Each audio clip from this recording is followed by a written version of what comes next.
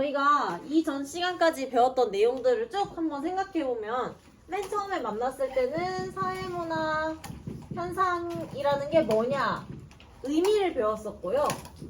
그 다음에는 사회문화 현상을 바라보는 관점, 기능, 갈등, 상징적 상호작용 배웠고, 그 다음에 연구 방법 배웠죠. 양적 연구랑 질적 연구. 그 다음에 배운 게 이제 연구를 잘하기 위해서는 자료를 수집해야 되니까 자료 수집 방법을 배웠고요. 그 다음에 이제 여기 차례입니다. 여기는 이제 연구자로서 내가 사회문화 현상을 연구할 때 갖추어야 하는 탐구 태도와 연구 윤리 이렇게 두 개의 파트로 나뉘어져 있다고 생각하시면 됩니다. 그래서 여러분 이렇게 38쪽부터 책을 넘기면서 보면 38쪽에는 탐구에 필요한 태도라고 해서 성찰적 태도, 객관적 태도, 그 다음에 39쪽에 보면은 개방적 태도, 상대주의적 태도 이렇게 총 4가지의 탐구 태도가 나와 있고요. 그 다음에 연구윤리는 한 장 넘겨서 40쪽에 가시면은 총 이제 2가지가 나와 있습니다. 연구 대상자와 관련된 윤리, 연구 과정, 3가지네요. 연구 결과의 공표와 관련된 윤리 원칙 이렇게 총 3가지. 그래서 우리가 배워야 될 내용은 7가지 정도가 있다라고 생각을 하시면 됩니다. 여기 단어는요. 정말로 그냥 한번 읽고 여기 써있는 내용을 이해하는 정도로 지나가도 문제를 푸는데 크게 어려움이 없는 부분이에요. 그래서 좀 빠르게 설명을 하고 문제를 풀고 그렇게 넘어가 볼 수 있도록 할게요. 자, 그러면 먼저 탐구 태도부터 보도록 합시다. 아까 탐구 태도가 총 4가지가 있다고 했었죠? 먼저 첫 번째로 성찰적 태도예요. 사회문화 현상을 연구하는 연구자에게 필요한 태도 첫 번째, 성찰인데요. 이 성찰이라는 거는 이 성자가 그 반성하다 할 때의 그 성자거든요. 그래서 성찰이라는 거는 되돌아본다는 거예요. 연구자가. 뭘 자꾸 되돌아보냐? 2가지인데요. 하나는 사회문화 현상 자체를 되돌아보는 거가 하나가 있고, 그 다음에 2번째는 자기가 하고 있는 연구를 되돌아보는 거. 그렇게 해서 지금 2개다라고 생각하시면 돼요. 그래서 첫 번째, 사회문화 현상 자체를 되돌아보는 거. 2번째로는 자기의 연구 절차, 방법 이런 것들을 되돌아보는 거. 이렇게 2개다. 그래서 사회문화 현상을 되돌아본다는 거는 무슨 말이냐면 여기 의미에 써 있는 것처럼 있는 그대로 받아들이는 게 아니라 현상의 이면에 있는 거, 원인이나 뭐 원리 이런 것들에 대해서 궁금해하는 걸 말하거든요. 쉽게 생각하면은 어떤 현상을 보면서 도대체 왜 저럴까? 라고 생각하는 의문을 갖는 태도가 성찰적 태도라고 할 수가 있어요. 우리가 배운 학자 중에 성찰적 태도가 제가 생각했을 때는 가장 두드러지는 사람은 마르크스라고 생각하거든요. 마르크스의 사상을 한번 생각해 보시면 마르크스는 이 세상이 불평등한 게 당연하다고 생각하는 게 아니라 왜 불평등하지? 라는 의문을 갖잖아요. 그리고 그것을 설명하기 위해 자기 나름대로 계급 이론이라는 것을 내놓죠. 그런 게 이제 대표적인 성찰적 태도라고 볼 수가 있습니다. 우리는 당연히 불평등하지가 아니라 왜지? 뭔가 문제가 있지 않을까? 라고 생각하는 그런 태도. 자, 그 다음에 이제 2번째로는 아까 말씀드렸듯이 뭘 되돌아보냐면 연구자가 본인의 연구를 되돌아보는 거죠. 그래서 자기가 하고 있는 연구가 절차나 방법, 윤리 같은 거를 잘 지키고 있는지에 대해서 계속 이제 되돌아보는 태도다. 이렇게 2가지예요. 필요성 빠르게 보고 넘어갈게요. 성찰적 태도를 가지면 좋은 점은 문제점을 파악해서 연구할 가치가 있는 주제를 선택하는 데에는 굉장히 좋습니다. 그래서 그냥 지나치지 않으니까 꼬치꼬치 새로운 문제를 꺼내내는 거죠. 그 다음에 2번째, 사회문화 현상의 발생 과정과 원인이 복잡하기 때문에 성찰적으로 접근하지 않으면 겉으로 드러나는 현상만을 보게 되니까, 즉 결국에는 깊이 있는 연구를 위해서는 성찰적 태도가 필요하다라는 이야기 정도로 정리하시면 되겠습니다. 이런 정도예요. 여기 내용이. 어렵지 않죠? 그냥 듣고 그렇군 하고 넘어가면 돼요. 자, 빠르게 2번째, 객관적 태도로 넘어가 보도록 하겠습니다. 이 객관적 태도라는 거는 여러분 객관적이라는 말 잘 쓰니까 어려운 말이 아니죠. 객관적 태도라는 것은 말 그대로 연구자가 인간으로서 가지고 있는 자신의 주관적인 가치가 있잖아요. 가치나 태도 등을 잠시 내려놓는 거. 라고 이해하시면 좋을 것 같아요. 그러니까 내가 인간으로서 뭔가 가치롭다고 생각하는 것, 바람직하다고 생각하는 어떤 방향이 있는데 그것을 내가 연구자일 때만큼은 잠시 내려놓고 객관적인 사실만을 보려고 하는 태도를 이제 객관적 태도라고 한다 라고 생각하시면 되겠습니다. 조금 어려울 수도 있으니까 예를 한 2가지 정도로 들어볼게요. 예를 들면 이런 거죠. 과학의 예시를 들어볼게요. 사회는 아니지만 과학을 예로 들었을 때는 이런 거예요.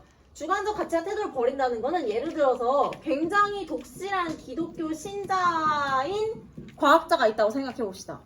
기독교에서는 제가 종교가 없어서 틀린 말일 수도 있는데 그냥 양해해서 들어주세요. 기독교에서는 그 하느님이 생명을 창조했다고 믿잖아요. 그쵸? 그치만 예를 들어서 우리가 그 진화론에 대한 것을 바라볼 때 이게 완전 허구라고 보기는 좀 어렵잖아요. 그러니까 예를 들면 나는 진화론을 연구할 때만큼은 내가 가지고 있는 종교를 잠깐 내려놓고 과학자로서 이것을 접근하는 태도가 필요하잖아요. 그런 게 객관적 태도다라고 생각하시면 됩니다. 혹시 이 예시가 이해가 안 간다면 이런 걸 생각해도 되겠죠. 제가 수업 시간에 한 번 예시 들었던 것처럼 뭐 예를 들어 이런 거 얘기해도 되겠다. 아니다. 그냥 얘기해도 예를 들어서 성매매 여성에 대해서도 연구할 때도 마찬가지죠. 나는 인간 김지수로서는 성매매를 하는 사람에 대해서 도저히 이해가 안 간다. 저것밖에 돈 벌 방법이 없나? 한심하다라고 생각할 수는 있지만 예시예요. 그렇지만 연구자로서 이 사람들의 삶에 대해서 연구를 할 때만큼은 이 사람들이 하는 말을 그냥 그 자체로 믿고 받아들이려는 태도가 필요하잖아요. 그래서 나의 주관적인 가치와 태도를 내려놓고 이 사람들이 하는 말을 사실 그 자체로 들으려고 하는 태도가 필요하다. 객관적 태도에 대한 설명이었어요.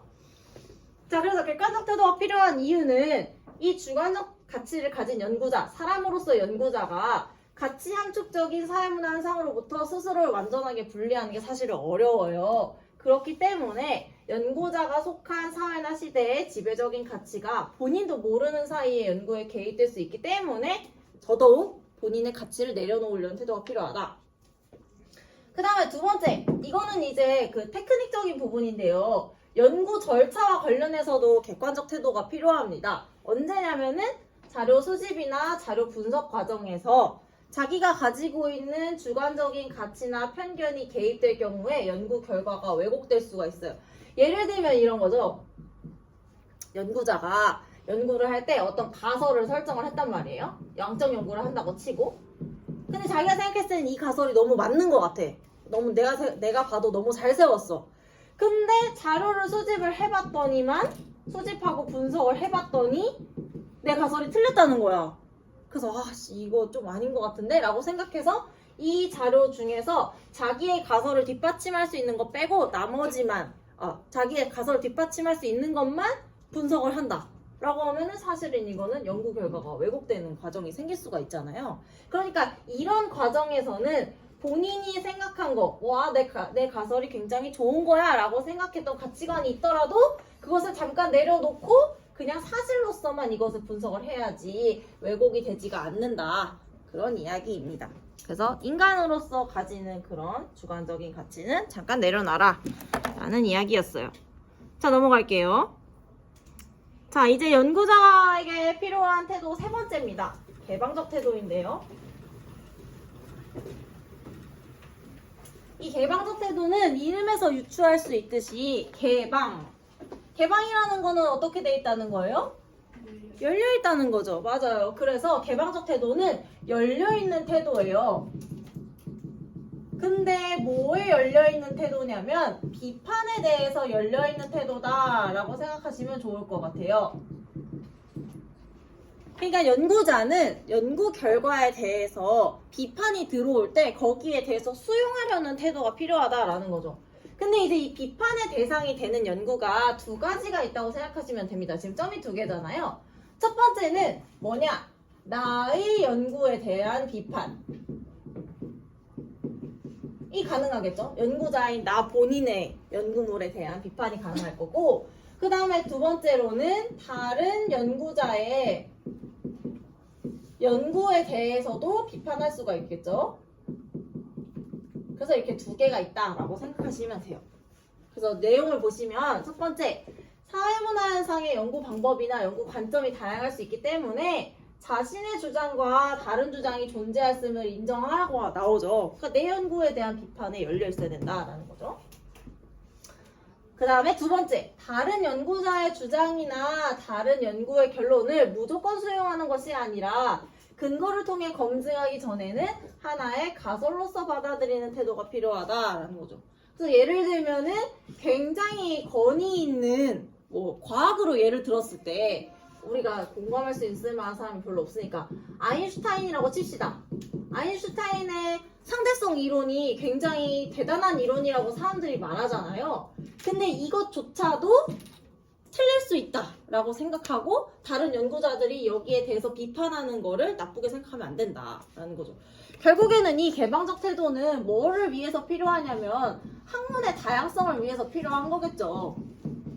다양한 주장이 계속 나와서 발전을 할 수 있게끔 그런 학문의 발전을 위해서 필요한 태도다 라고 생각하시면 되겠습니다.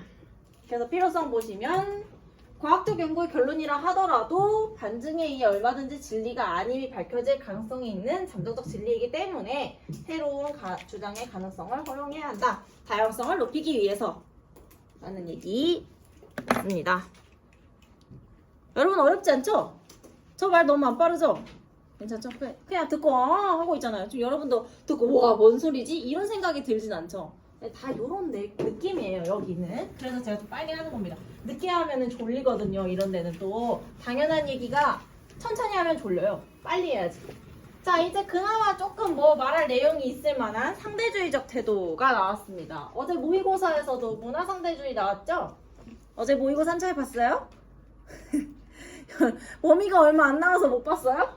그래요. 그 6월쯤에는 이제 우리 많이 나갈 거예요. 어쨌든 상대주의입니다.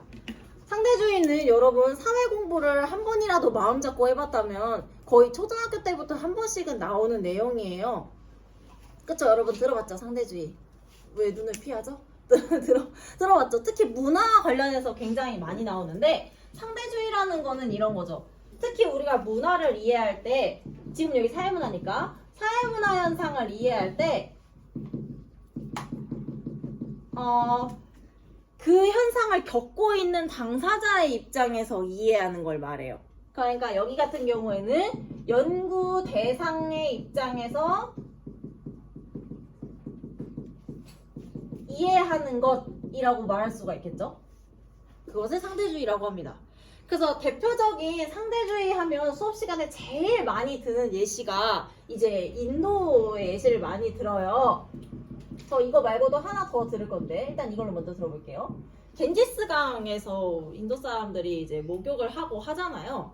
그렇게 하는 이유는 겐지스강이 힌두교도들에게는 굉장히 성스러운 장소이기 때문에 하는 거죠. 근데 사실 그 힌두교 문화와 아무 상관없는 우리가 거기를 갔을 때에는 사실 거기서는 옆에서 시신도 화장해서 물에 떠내려 보내고 막 빨래도 하고 막 각종 폐수가 이렇게 걸로 흘러간단 말이죠. 그러니까 우리 눈에 봤을 때는 똥물에서 몸을 담그고 있는 거지만 인도 사람들의 눈에 봤을 때는 굉장히 성스러운 공간이고 죄가 씻겨지는 그런 상황인 거죠. 그러니까 우리는 인도의 사람들이 겐지스강에서 목욕을 하는 것을 더럽다고 생각하는 게 아니라 그 사람들의 입장에서 이해해야 진정한 의미를 파악할 수 있다는 거죠. 그게 연구자에게 필요한 태도다. 그래야 진짜 의미를 이해할 수 있으니까 라는 거입니다. 그래서 의미를 보시면 사회문화 현상을 탐구할 때 연구자는 본인의 문화적 맥락이나 배경을 떠나서 사회문화 현상이 발생하고 있는 맥락과 배경을 고려해야 된다. 즉 그 대상의 입장에서 이해하는 태도가 필요하다라는 거죠. 그래서 제가 또 예시를 겐지스는 또 너무 진부하니까 하나의 예시를 더 이제 찾아봤는데 제가 수업 준비할 때 그 GPT랑 좀 대화를 많이 하거든요. GPT한테 물어봐요. 야 GPT야 내가 수업 때 예시를 들어야 되는데 좀 괜찮은 거 있냐 했더니 걔가 뭘 얘기해줬냐면은 이걸 얘기해줬어요. 브라질의 빈민가에서 그 엄마들이 아픈 아이를 대하는 양육 태도에 대해서 연구한 게 있대요. 뭐냐면은 어떤 브라질의 그 빈민가 골목에 갔더니 아픈 애들을 엄마가 그냥 정말 밥만 주고 아주 기초적인 양육만 할 뿐 애정을 주질 않는다는 거예요. 뭐 울면서 안아달라고 하고 안아주지도 않고 뭐 특별히 이렇게 예뻐해주지도 않고 그런 양육 태도가 한 집에서만 있는 게 아니라 그 골목의 모든 집들이 다 그런다는 거예요. 근데 우리 눈에 봤을 때는 애가 아파. 그러면은 애가 막 울면서 안아달라 그러면은 어떻게 하고 싶어 너네는?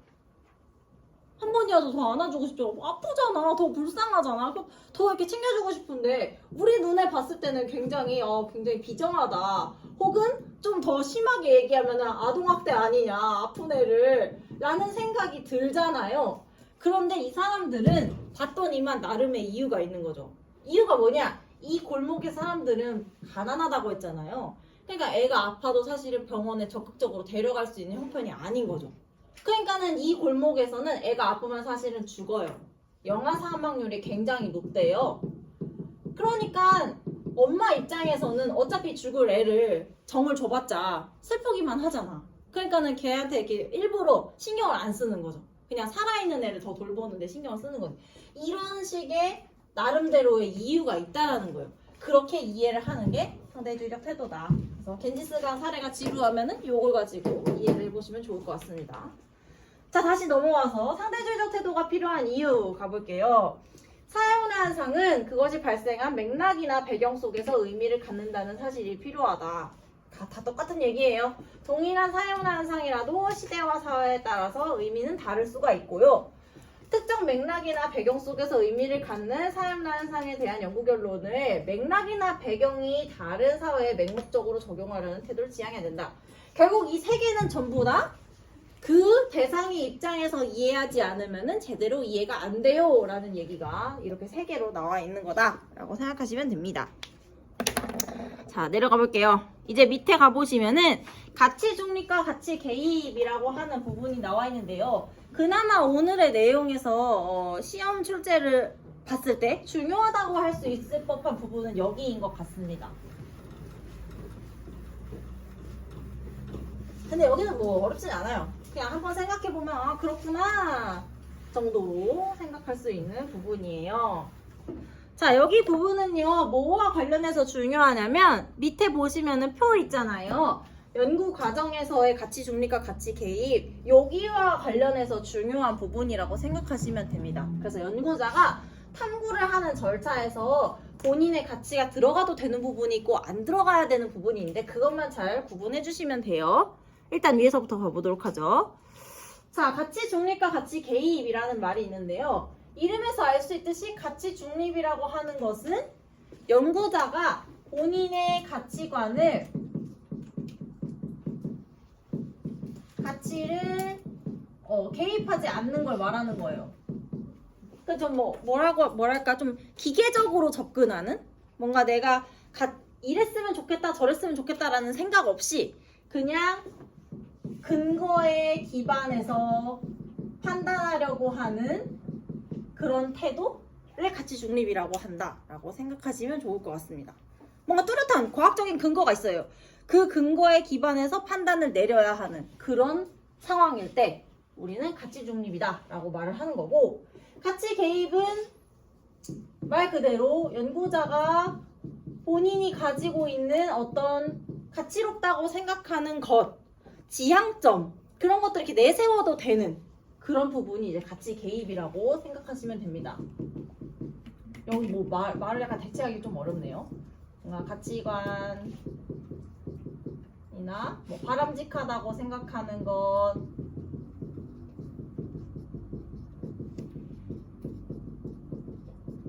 그런 방향성을 드러내도 되는 부분 좀 풀어서 썼어요. 이렇게. 왜냐면 여기 책에는 가치 개입이 뭔지도 이렇게 풀어서 써져 있지가 않더라고요. 그래서 제가 좀 풀어봤습니다. 그래서 가치 중립, 내가 어떤 특정한 가치관, 바람직하다고 생각하는 거 드러내는 게 아니라 과학적 근거를 가지고 판단을 해야 되는 때 필요하다. 가치 개입은 내가 바람직하다고 생각하는 방향성, 가치관을 드러내도 될 때 가치 개입이다. 이렇게 구분하시면 좋을 것 같습니다. 내려가서 계속 볼게요. 우리 수능 특강에서는 가치 중립을 뭐라고 설명하고 있냐? 연구자가 특정한 다른 가치에 치우치지 않고 존재하는 사실에만 의존해서 연구하려는 자세를 말한다고 써있죠. 아까 제가 말씀드렸던 근거, 뭔가 과학적인 근거가 있어야 해요 라고 하는 게 얘는 지금 이렇게 소수를 하고 있습니다. 두 번째, 사회문화 현상을 과학적으로 탐구한다는 것은 연구자의 주관적 가치를 배제하고 객관적인 증거에 입각하여 아까 했던 얘기죠. 근거가 필요하다고 가치 중립적으로 탐구하는 것을 의미한다. 왜냐? 연구자도 사람이기 때문에 완벽하게 가치 중립적인 태도를 유지하기는 어렵지만 노력이 필요해요 라는 이야기가 나오고 있습니다. 밑에 내려가 볼게요. 가운데에 지금 뭐 사실과 가치 구분의 필요성 이거 나오는데 이거는 진짜 그냥 한 번씩 읽어보면 돼서 굳이 같이 읽지는 않을게요. 중요한 거는 이제 여기 밑에예요. 과학적 탐구 과정 속에서의 가치 중립과 가치 개입이라는 부분인데 연구자가 우리가 배웠던 연구 절차 있잖아요. 지금 보면 왼쪽에 하나, 둘, 셋, 넷, 다여 7개의 연구 절차가 나와 있죠. 양적 연구의 탐구 절차가 사실 그대로 나와 있는 거거든요. 이 절차마다 연구자가 본인의 가치를 넣으면 안 되는지 혹은 가치를 내세워도 되는지 그거를 이제 판단을 해보면 되는 겁니다. 자, 그럼 볼까요? 먼저 첫 번째 단계가 이제 연구 주제 선정이었죠. 연구 주제는 연구자가 평상시에 본인이 관심이 있었던 걸 주제로 선정을 하겠죠. 저 같은 경우에도 제가 석사 논문 쓸 때 뭐 성소수자에 대한 고등학생의 인식 했다고 했잖아요. 저도 제 친구 중에 고등학교 동창 중에 한 명이 게이거든요. 그래서 저도 약간 성소수자에 대한 관심이 있었던 거고 그래서 저도 연구 주제를 선정할 때 제가 평상시에 관심 있었던 거 가치롭다고 생각하는 걸 가지고 주제를 고르겠죠. 그러니까 저는 근거가 있어서 이걸 선정한 게 아니고 제가 바람직하다고 생각하는 주제를 선정한 거예요. 즉 여기 단계는 연구자의 가치가 들어가는 부분이다 라고 볼 수가 있겠죠. 내가 중요하다고 생각하는 거, 내가 바람직하다고 생각하는 것을 주제로 선정하니까. 자, 그 다음에 이제 두 번째 단계죠. 가설 설정입니다. 저희가 연구 처음에 양적 연구를 가지고 예시를 들을 때 그거 했었잖아요. 고등학생들에게 집이 가지는 의미에서부터 출발해가지고 가설은 뭐 가족 관계가 뭐였지? 화목할수록 뭐 고등학생의 행복감이 높아질 것이다. 뭐 이런 식으로 이제 제가 가설을 설정하지 않았습니까?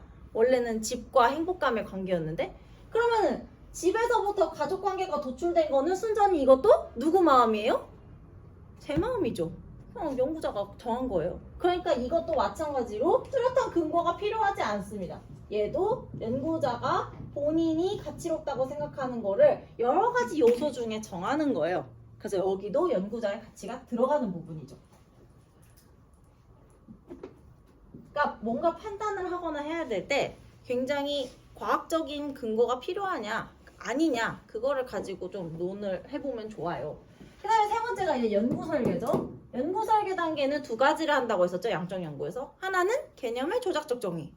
또 하나는 세부 실행 계획 수립. 그래서 연구 대상, 기간, 뭐 자료 수집 방법 정하기 이런 거 한다고 했잖아요. 여기도 마찬가지로 연구자가 자기 마음대로 정하는 거예요. 그래서 여기도 근거가 필요가 없어요. 얘도 가치가 개입되는 부분이죠. 그래서 지금 여기 칸이 사실 나눠져 있잖아요. 얘네가 같이. 왜냐면 다 같이 개입이 가능한 부분이라서 그렇습니다. 그래서 오른편에 보시면 이 세 개의 단계는 연구자의 연구 의도가 반영될 수밖에 없는 과정이에요. 그러니까 자기 생각이 들어갈 수밖에 없는 과정이죠. 그래서 이거는 이제 나중에 가치 중립적인 자료 수집이나 분석을 통해서 보완이 필요한 거지 일단 연구 의도는 반영될 수밖에 없다. 즉 가치가 개입되는 부분이다. 자, 그 다음에 이제 두 번째로 가보겠습니다. 두 번째 칸 보시면 이제 네 번째 단계가 나와있죠? 자료 수집과 분석. 자료 수집, 그 다음에 자료 분석 이런 단계는 연구자가 자기 마음대로 하면 안 되잖아요. 그렇죠? 질문지를 만든다고 할지라도 질문지를 만들 때 지켜야 되는 수칙이 있고 그렇죠? 그 다음에 자료 분석을 할 때에는 아까 우리 객관적 태도할 때 봤던 것처럼 내 입맛에 맞는 자료만 남겨놓고 나머지 버리거나 이러면 안 되고 지켜야 되는 것들이 있어요. 그리고 사실에 근거해서 해야 되기 때문에 여기도 연구자의 가치가 개입되면 안 되는 부분이겠죠. 그래서 가치 중립이 필요하다. 가설 검증도 마찬가지죠. 내가 처음에 세운 가설과 내가 모아놓은 자료가 설마 안 맞는다고 할지라도, 그래서 나는 내 시간과 돈이 너무 아깝고 슬프지라도 내가 모아둔 자료에 근거해서 가설을 기각할지 수용할지 정해야 되는 거죠. 그래서 여기도 가치 중립이죠. 근거가 필요해요. 결론 도출도 마찬가지죠. 근거가 필요해요. 그래서 이 세 개의 단계, 자료 수집, 분석, 가설 검증과 결론 도출까지는 연구자의 가치가 개입되게 되면 왜곡될 수가 있기 때문에 엄격한 가치 중립이 요구된다라는 거죠. 정확한 근거를 가지고 판단을 해야 한다. 자, 이제 연구의 맨 마지막 단계인데요. 연구 결과의 활용이라고 하는데 예전에 문제 풀 때 한번 언급드렸지만 우리가 이거를 재현이라는 말을 사용해서 표현하기도 해요. 재현이라는 건 뭐냐면은 제안하는 말이거든요. 그러니까는 내가 이러이러한 연구 결과를 냈으니까 앞으로 이런 정책을 만들어 봐라. 뭐 이런 수업을 해봐라. 뭐 그런 게 이제 재현입니다. 그래서 연구 결과의 활용 부분은 제안이라는 건 결국에는 연구자가 하는 거잖아요. 그냥 자기 생각이잖아요. 그래서 얘도 마찬가지로 가치가 개입되는 거죠. 이렇게 해야 하지 않겠니? 나의 가치관을 막 드러내는 부분. 그래서 가치 개입이 될 수밖에 없다. 그래서 연구 결과의 활용은 연구 결과에 대한 대책을 마련할 때 사회적 가치나 인류 보편적 가치를 존중하는 연구자의 판단이 요구가 되어 가치가 개입된다. 그래서 결국에 중요한 것은 가운데 자료 수집, 분석, 결론 도출까지는 가치 중립이 꼭 필요하다만 기억하면 사실은 심플하죠. 자, 됐습니다. 넘어가 볼까요? 이제 연구 윤리 부분입니다. 여기도 마찬가지로요. 그냥 한번 쭉 읽으면서 설명을 들으면 돼요. 조금 지루하긴 한데 어쩔 수가 없습니다. 뭐 별다른 방법이 없어가지고. 그래서 꼭 필요한 거 위주로만 할게요. 일단 여기 맨 위에 나와 있는 연구 윤리의 필요성 알아서 읽어보세요. 자, 밑에 저는 바로 연구 대상자와 관련된 윤리 원칙부터 가도록 하겠습니다.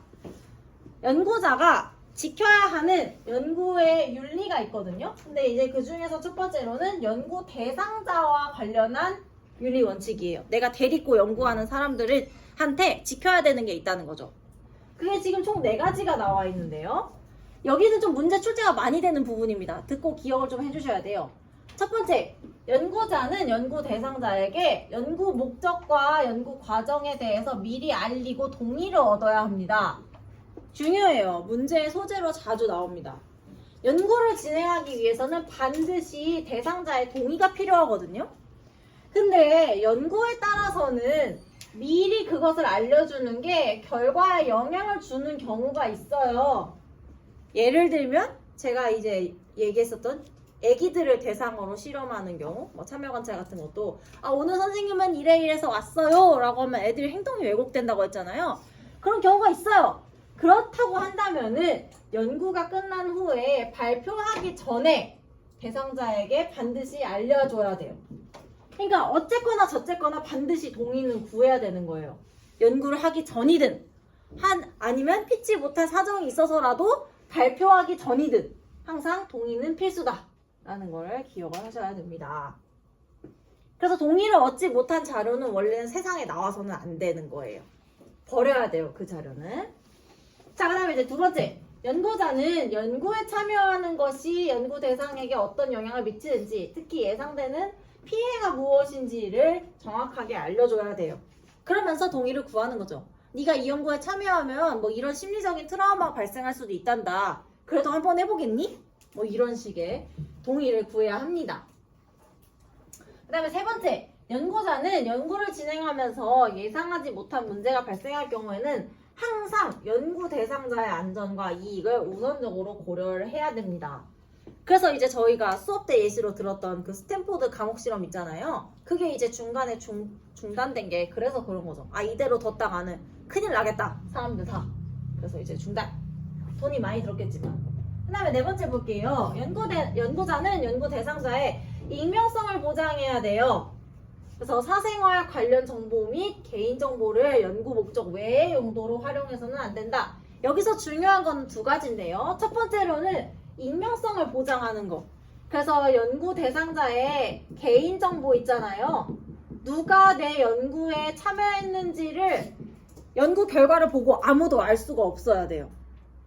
그래서 뭐 예를 들면 저도 석사 논문 썼을 때에 아이들을 데리고 이제 인터뷰를 했잖아요. 그러면은 뭐 청운고등학교에 뭐 김지수랑 인터뷰를 했다. 그러면 예를 들면 뭐 C고등학교에 김지수가 아니라 뭐 12번 뭐 이런 식으로 이제 코드를 부여를 합니다. 그래서 누가 봐도 얘가 어느 학교 누군지 알 수 없게끔 코드를 부여를 하는 거죠.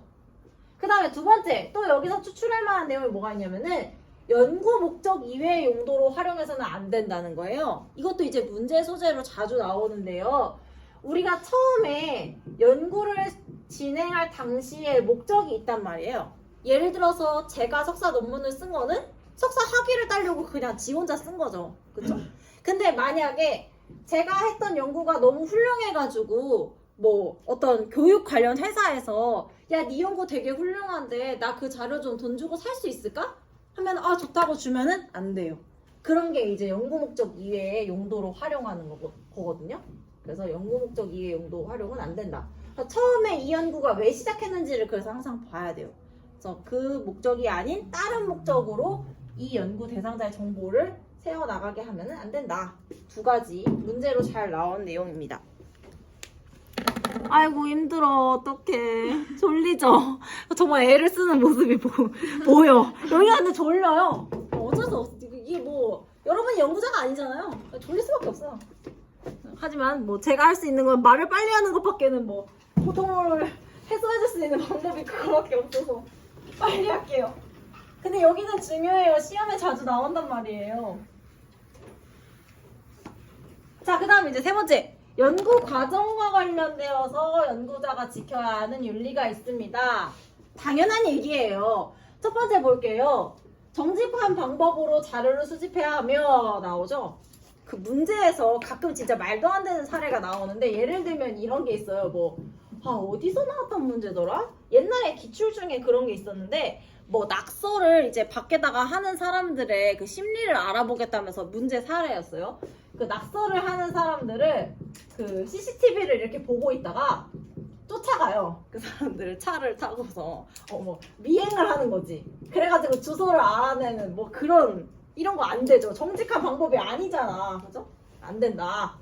그 다음에 자료 분석 과정에서 의도한 결론을 이끌어내기 위해서 자료를 조작해서는 당연히 안 되겠죠. 누가 몰라. 그죠? 특히 이제 많이 나오는 사례가 이제 본인의 가설을 입증시켜줄 자료, 그 자료만 남기고 나머지를 버려버리는 그런 행동은 안 된다. 이런 거 안 돼요. 그 다음 두 번째, 수집한 자료 및 분석 내용과 일치하지 않는 해석, 즉 왜곡을 해서는 안 된다. 그러니까 해석까지는 잘 해놓고 결론을 낼 때 이제 엉뚱한 얘기를 하면 안 된다. 뭐 그런 얘기들, 당연한 얘기들이죠. 자, 네 번째 볼게요. 연구 결과의 공표. 연구를 세상에 내보내는 것과 관련해서도 지켜야 되는 원칙이 있습니다. 일단 첫 번째, 연구 결과의 공표가 자신에게 미칠 악영향을 고려하거나 공표를 통해 이익을 얻을 목적으로 연구 결과를 은폐, 왜곡, 축소, 과장해서는 안 된다. 라는 거. 이것도 뭐 그냥 그렇구나 하시면 돼요. 그 다음에 두 번째, 다른 연구자의 연구물을 활용하는 경우 출처를 정확하게 밝혀야 되겠죠. 이것도 당연한 얘기고. 세 번째, 연구 성과가 사회적으로 악용되지 않도록 결과에 대하여 책임 있는 자세를 보여야 된다라는 얘기가 있는데 이 위에랑 아래랑 조금 걸치는 얘기인데 연구자는 자기가 연구를 할 때에 있어서 본인의 연구의 주제나 결과, 연구를 냈을 때의 결과가 사회에 미치는 영향에 대해서 고려를 해야 돼요. 이게 무슨 말이냐? 예를 들면은 옛날에 실제로 있었던 연구였는데 그 범죄학과 관련한 연구가 굉장히 초창기에 있었던 연구가 사례가 있는데요. 이런 게 있었어요. 이 사람의 연구 주제는 범죄자들을 이렇게 모아놓고 보니까 다 비슷비슷하게 생겼던데 그렇다면은 범죄를 저지르는 사람들의 어떤 외형적인 특징이 있지 않을까? 라는 이제 학문적인 호기심에서 이제 출발을 한 거죠. 그래서 이제 범죄자들 쭉 모아놓고 이 사람들의 뭐 두개골의 모양, 두상이죠. 모양이라던가 뭐 눈의 생김새라던가 뭐 인종이라던가 뭐 성별이라던가 막 그런 정보를 쭉 이제 정리를 해가지고 범죄자 몽타주 그리듯이 하나 이렇게 쭉 이렇게 종합을 해놓은 거예요. 아 이렇게 생긴 사람이 주로 강력범죄자가 되더라 라는 연구 결과를 세상에 낸 거죠. 거기까지는 좋았어요. 아니, 사실 좋진 않았죠. 그런 연구 결과가 세상에 나왔을 때 발생할 수 있는 문제는 뭘까? 범죄 안 저질렀는데 비슷하겠네. 그렇죠. 범죄 안전 예를 들어 이렇게 생긴 애가 범죄자라는 연구 결과가 나왔어. 그러면 얘는 사실 선량한 친구인데 그 연구 결과 보고 얘 범죄자 되는 거 아니야? 하면서 피해 다닐 거 아니에요. 사실 그런 연구는 사실 세상에 그럼 나오면 안 됐던 연구였던 거죠. 그러니까 연구자로서는 그런 것까지 생각을 해서 연구를 해야 된다라는 얘기를 생각을 하시면 되겠습니다. 아이고 자 힘들었다. 자 여러분 우리 그 검증할 겸 문제 하나 풀어볼까요? 연구 윤리와 관련된 걸로 하나 풀어보죠. 여러분 45쪽에 가보시면은 평가원 기출문항이 있습니다. 쉬운 문제예요. 안 어려워요. 45쪽에 2번 문항이 있거든요. 요거 2번 문항 한번 풀어볼까요?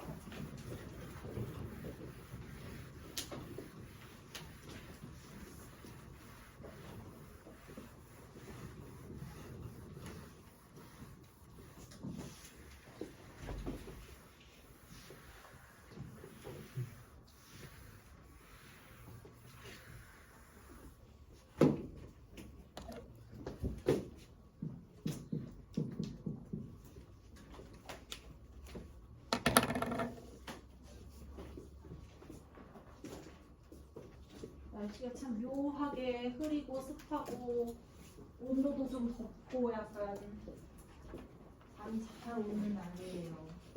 저도 피곤한데 여러분 오죽하겠어요.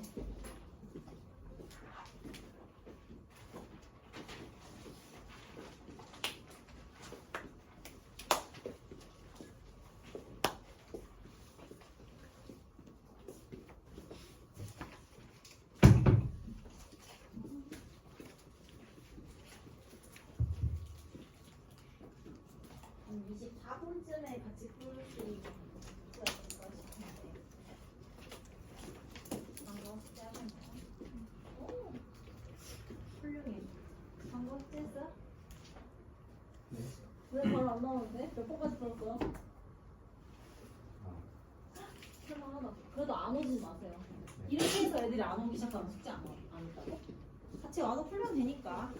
네, 화장실 다녀오시고요.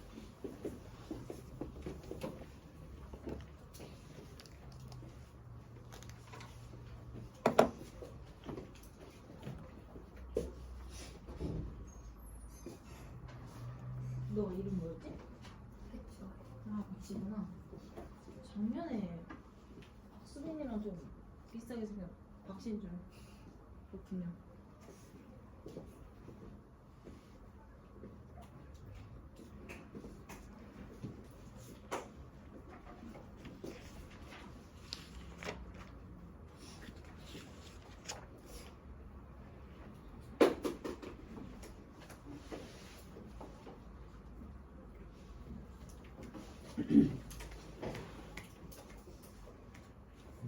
네. 네, 가세요. 화장실 가세요. 편하게 가셔도 됩니다.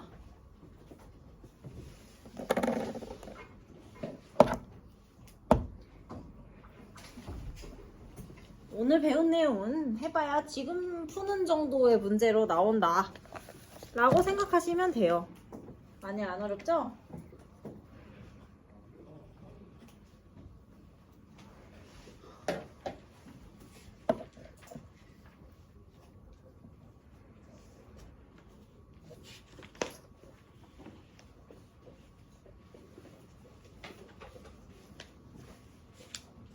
한 23분 10초만 있다가 같이 봅시다.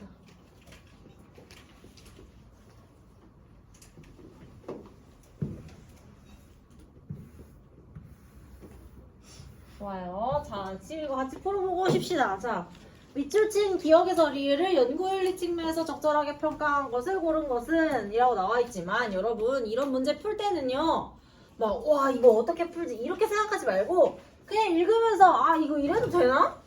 이렇게 생각 드는 거 찾으면 돼요. 뭐가 좀 이거 아닌 것 같은데? 대부분 그 아닌 것 같은 데가 아닌 거예요. 그런 거 찾으면 돼요. 그냥 마음을 편안하게 내려놓고 앞에서 배운 무슨 내용이랑 너무 연관 지으려고 생각도 하지 마세요. 여기는 편하게. 자, 처음부터 볼게요. 연구자 갑은 설문조사 참여에 동의한 노인들을 대상으로 일단 동의를 했대. 잘했네. 노인 문제에 관한 연구를 진행하였다라고 했습니다. 갑은 조사에 앞서서 연구 대상자가 응답 중단을 요청할 경우 즉각 조사가 중단된다고 설명해줬대요. 자, 여러분 이 갑 첫 번째 당신이 원하지 않으면 언제든지 중단할 수 있어요 라고 설명해준 거 잘한 거예요? 잘못한 거예요? 잘했죠. 이거 뭐 어디서 잘못해서 잘했죠. 설명하면서 그러니까 해라 이렇게 한 것도 아니고 잘한 거죠. 얘는 잘못된 게 없어요. 잘하는 겁니다. 그 다음에 갑은 실제로 조사 진행 중에 응답 중단을 요청한 노인들에 대해서 조사를 중단했대요. 잘했구만. 해당 답변 자료도 폐기했대요. 제가 아까 말씀드렸죠? 동의를 얻지 못했으면은 그 자료는 버려야 된다고 말씀드렸잖아요. 지금 그거예요. 그러니까 니은도 잘한 거예요. 잘못된 데가 없습니다. 그 다음 볼게요. 노인들이 연구 목적을 알게 되면 연구에 영향을 미친다고 판단을 해서 갑은 연구 결과를 발표한 후에도 연구 대상자에게 목적을 알리지 않았다. 여기 잘못됐죠? 네. 여기 뭐가 잘못됐어요? 후에도 목적을 안 해요. 그렇죠. 동의를 제가 아까 말했죠? 어떻게든 동의는 언젠가 한 번 얻어야 된다고 말했잖아요. 발표하기 전에. 근데 발표 이후에도 동의를 목적을 안 알렸대. 안 알려줬대. 그럼 안 되죠. 알려줘야죠. 틀렸습니다. 여기는 잘못됐어요. 발표하기 전에 사실은 이래서 우리 연구했던 거예요. 발표해도 되나요? 이렇게 물어봤어야지. 잘못됐습니다. 다음 볼게요. 갑은 자신이 발표한 연구 논문에 관심을 가진 땡땡 기업이 연구자를 요청하니까 연구비 지원을 받는 대가로 연구 대상자의 개인정보를 삭제하고 나머지 모든 연구자를 제공하였다. 이 리을 보기 같은 게 친구들이 잘 속습니다. 왜냐? 개인정보를 삭제했다고 했으니까 그러면은 개인정보 유출 안 했네 잘했네 라고 생각하지만 중요한 건 여러분 처음에 이 연구자 갑이 연구를 했던 이유가 뭐예요?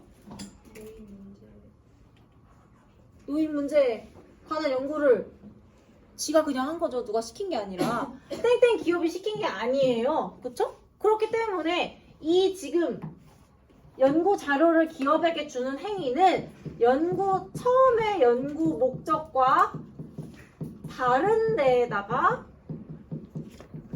연구 자료를 활용하는 게 되는 거죠. 연구 목적 외에다. 그러면 안 된다는 거죠.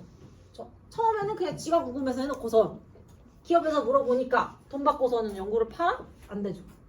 그래서 연구 목적 외에 활용이다. 안 됩니다. 그래서 지금 잘못된 데는 디귿과 리을. 볼게요. 1. 보기 기억. 기억은 연구 대상자의 자발적 참여를 보장한 것이므로 윤리에 위배되지 않는 자. 맞죠? 자발적 참여 보장하는 거죠. 니은. 니은은 연구자료 조작이라고 볼 수 없으므로 연구윤리에 위배되지 않는다. 그렇죠. 자료를 조작한 게 아니라 동의를 얻지 못한 거니까 어쨌든 얘는 원래부터 내 자료가 될 수가 없는 애죠. 그래서 맞고요. 디귿 볼게요. 디귿은 연구자료의 객관성을 보장하기 위한 것이므로 연구윤리에 위배되지 않는다. 연구자료의 객관성을 보장하지 않는지는 모르겠지만 연구윤리는 위배죠. 목적 안 알려줬으니까. 리을.